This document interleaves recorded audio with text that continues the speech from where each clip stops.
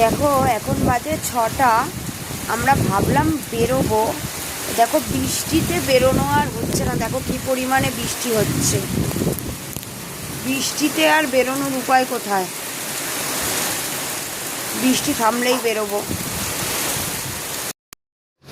এখন বেরোচ্ছি মায়ের মন্দিরের উদ্দেশ্যে।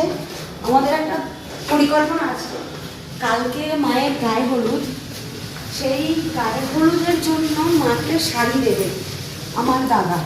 ওইটা মা সারাদিন কালকে পরে থাকবে।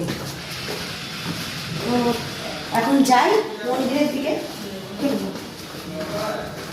তো চলে আসলাম মায়ের মন্দিরের কাছে, আর এসেই আমার একদম কাছের মানুষ বাবাইদার সাথে দেখা। তো বাবাইদার হাতে আমরা তুলে দেবো, বাবাইদার হাতে তুলে দেবো মায়ের শাড়িটা, কারণ বাবাইদা এটা মাকে পরানো হবে ভোরবেলায়।